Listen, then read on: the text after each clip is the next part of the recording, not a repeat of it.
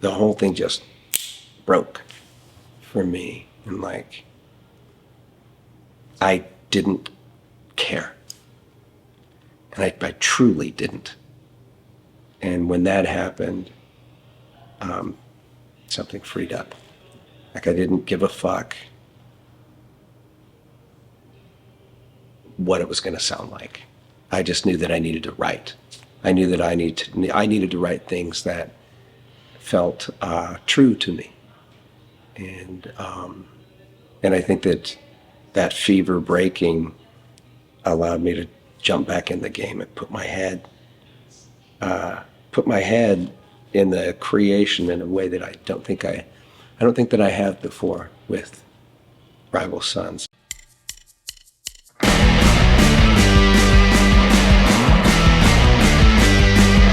I am Jay Buchanan, and I sing and write songs for Rival Sons.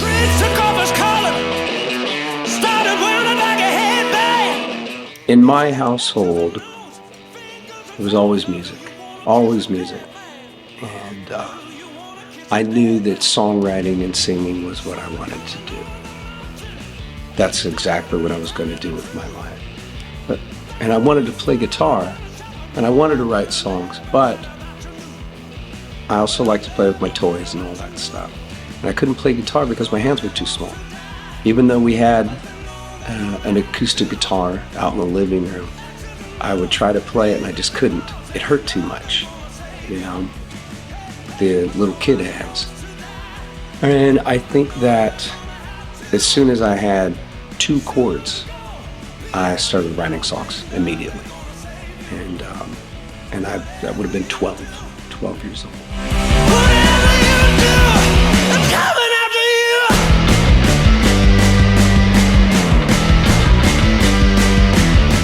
How the world looked to me when I was a little kid, it was always through the lens of these very experienced people that were so much older than me, singing about things that I had no business thinking about. Listening to Joni Mitchell's Heartbreak on the Blue record. I hadn't experienced anything like that. I didn't experience any of that stuff. And listening to Bob Dylan sing Masters of War, It's All Right Ma, I'm Only Bleeding. Or, Sad-Eyed Lady of the Lowlands. I didn't know love. I didn't know heartbreak like that. But the heartbreak and all of those things, they were being downloaded into me. All of the sleaziness of these people's lives, I was looking out at a world through that lens. So then when it came time for me to write songs, naturally I was writing about things that were far beyond my years, and so they were ridiculous because I thought that those were the things that you wrote about. But that's what you do. You emulate your heroes.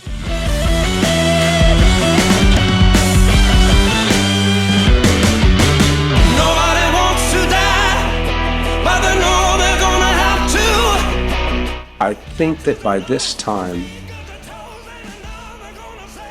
everything is an inspiration. I think that's probably the most honest answer I can give, because it's more about keeping your pole in the water. When it comes to writing or creativity like that, I like to fish for sport and recreation, I suppose. Because it's better to do that. You'll become a better fisherman if you fish for sport and for hobby like that. Because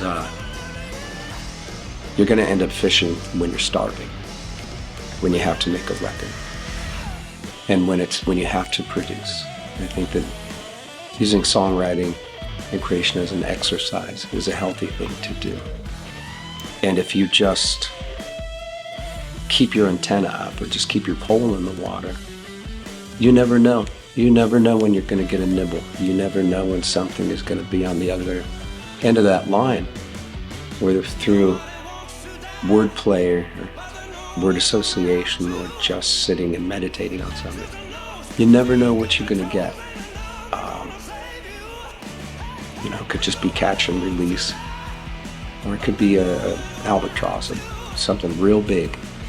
So I think that everything inspires by this point, and I don't think I could be selective, because it's all the things that I don't like when I look around, and it's all the things that I love when I look around. I think that you're equally informed by the things that attract your attention, either way, whether or not you're repulsed, or not.